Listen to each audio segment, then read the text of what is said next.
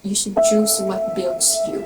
There is really time for everything. Learn from others. We need to stop blaming other people, stop blaming your parents, and start owning it, have an accountability. Hi everyone, welcome back again to my YouTube podcast channel, Jam with Jams.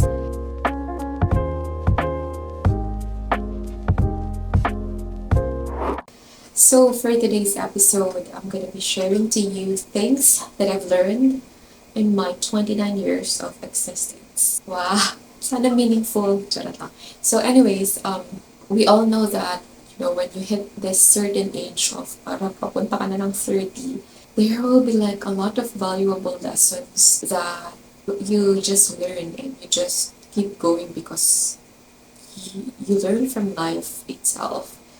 And have you ever noticed that before life teaches you a lesson, you will go through something? It doesn't give you even a warning. No? If you do this, sometimes there are people, of course, that they will teach you, and even the Bible will teach you. But because sometimes we're hard-headed, we don't follow, and we don't really know what's on the other side of the fence till we look at it or until we jump to it, right? And these lessons that I'll be sharing with you guys is not in any chronological orders. So just hope it can also help you, right? And sometimes there are a lot of things that the society teaches us to have our own timelines or to have the society even dictates to have like a lot like structured timeline, but it's your life. You should follow whatever it is that God's leading you to. So number one that I want to teach or I want to share to everyone is you need to, stop blaming other people, pointing fingers around you. Because at the end of the day, you are solely responsible for yourself. What do I mean by that? That there is no other people that will go to like rescue me aside from myself, right? Let me read to you Galatians 6 verse 5. Each one should carry their own loads.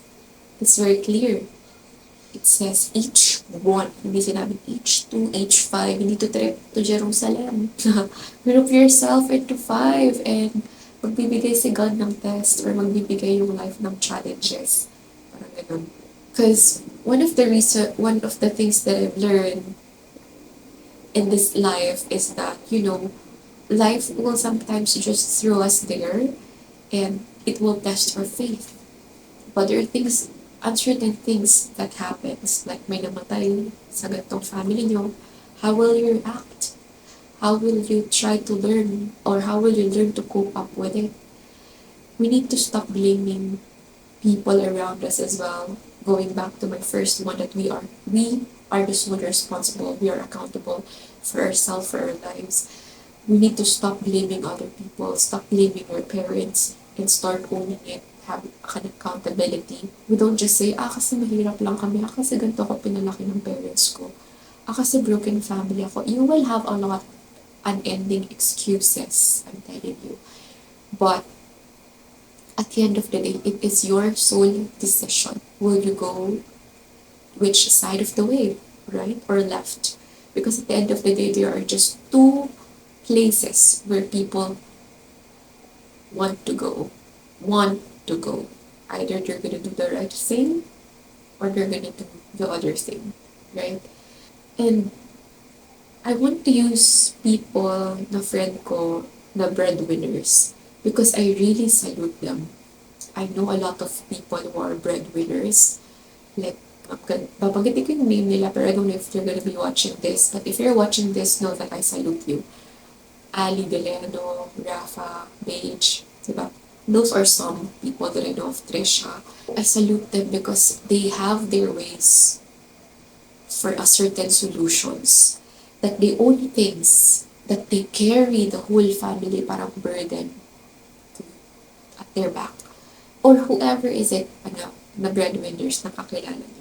They're just some of the people that I know of. Kasi diba, hindi nila ginagawang hadlang, ay wala kasing pero yung family ko para mapag-aral yung other sisters ko or other kapatid ko.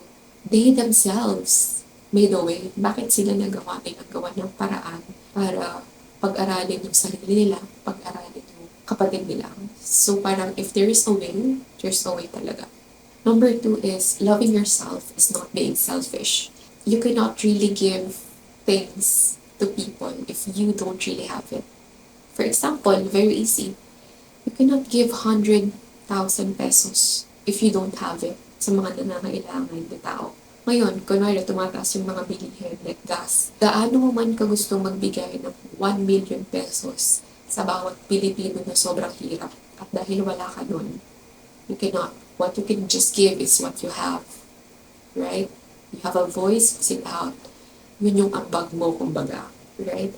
And it says here, in Mark 12 verse 31, love your neighbor as yourself. As a mom, we cannot give on an empty cup because if you don't take a rest, it will haunt you for the rest of the day. Pag kulang yung tulog mo, kulang yung pahinga mo, you will be grumpy all the day, all night long, ganyan. Diba? Because you cannot show up better, you cannot show up to your kids how to be the best version of yourself if itong version mo aantok-antok, ganyan, di ba? Or alam mo yung masama yung pakiramdam mo.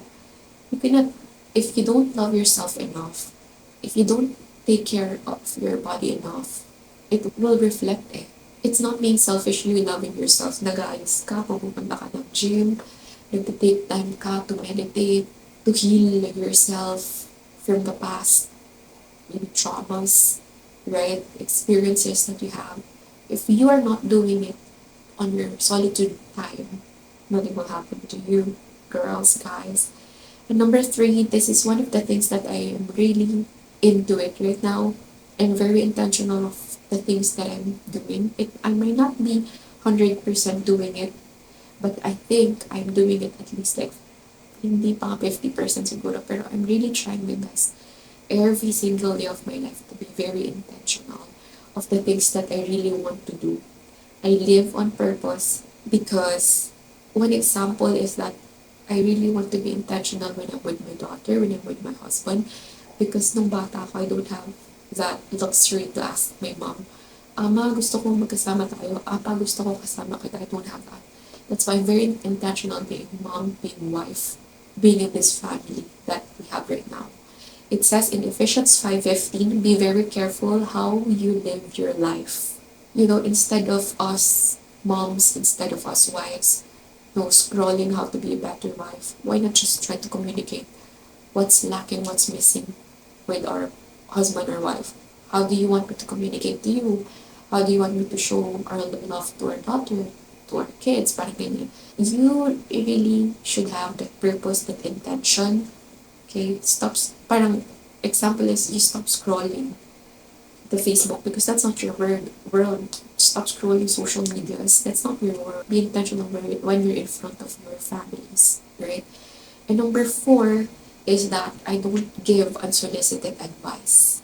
If people don't ask for my opinions, for my advice, I don't give it. Reason being, the Bible said, you ask and you will receive. If they don't ask it from me, hindi ako manghuhula na kailangan niya ng financial advice. Hindi ako manghuhula na kailangan niya ng advice. Pero of course, diba, pag my friend ka na humingi sa'yo ng advice, you give it freely. Right? It says in Proverbs 9 verse 8, do not rebuke mockers. Let me read it to you.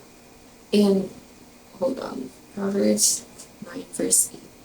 Do not reprove a scoffer or he will hate you. Reprove a wise man and he will love you. So it's like, don't give a fool advice because the fool will just hate you because you're not asking for one. And that being said, that's also one of my rules. If I don't ask, if I don't give unsolicited advice for opinion to other people, I don't also take unsolicited advice to other people because I don't want to listen to people that don't have any, background or parang certain degree. I don't look at them the way they are. I don't. And number 5 for me is learn from others. As a kid, I learned this. I really observe things.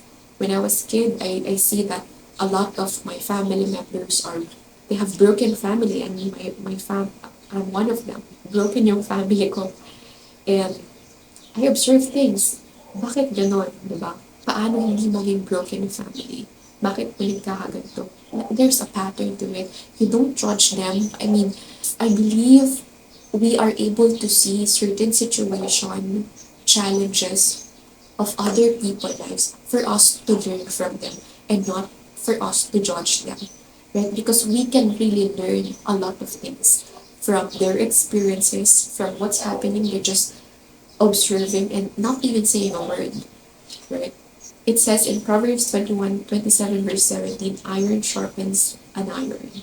So once we observe things, we apply things, and we share it to people within our circle who ask for advice and who take advice from us, we're sharpening one another, right?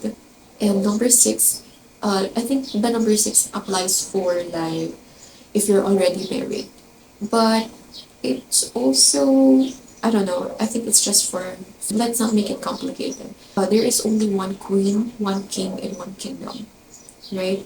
What I mean by that is when you and your husband decide to be together, the two of you should leave from your parents' house and you should build your own kingdom because there can only be one king and one queen in the house. And if you're residing, if you're still with your parents right now, the king and the queen policy is your parents' policy. Your mom and dad, you follow it because they're like your ruler. They set the policy inside their house. Pag sinabi nilang walang guest ng 12, 11 p.m., wala nang guest.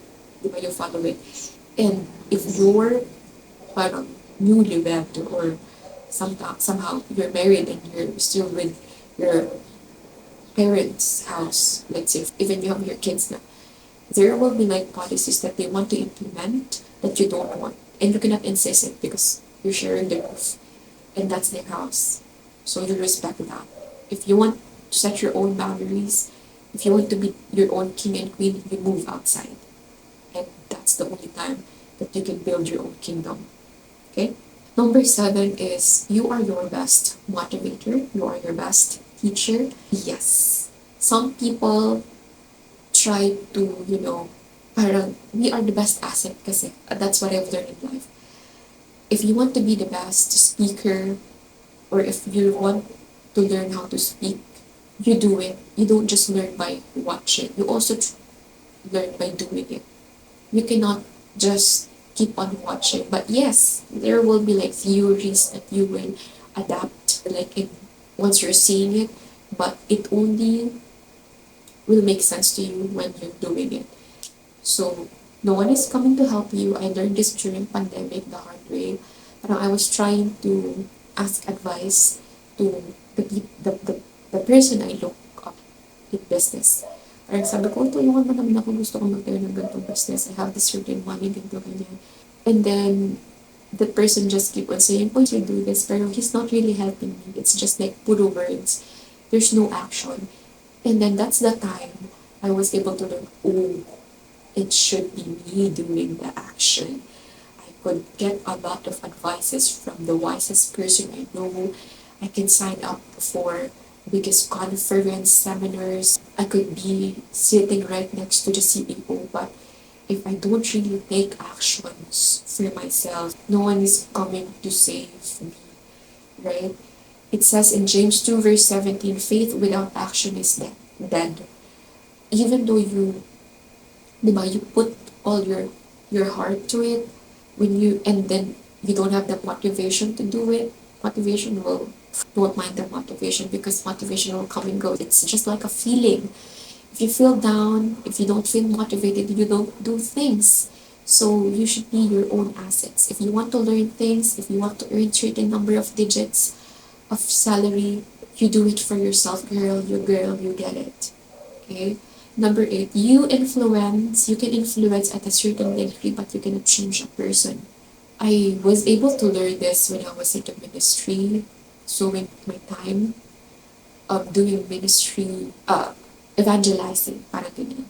You can really share the word of God, but if the person don't really want to accept God, you can share a lot of testimonies in the Bible, or even your own testimonies, even the testimony of how God loves us. But if the person is undecided, walang mangyayari. Each is very personal. Whatever motivation you try to put it there, motivation quotes, nothing will happen, because at the end of the day, as what I mentioned, it's their decision. Revelations 3 verse 20, I stand at the door and I knock. So you can guide your child to whatever, and you can influence them whatever they want to. Could they be a dancer, singer, photographer, doctor, teacher, but it will still be up to them to decide. Okay? Not everything, this is one of my favorite way to say it. It says that, not in Ecclesiastes, not everything is permissible, but not everything is beneficial.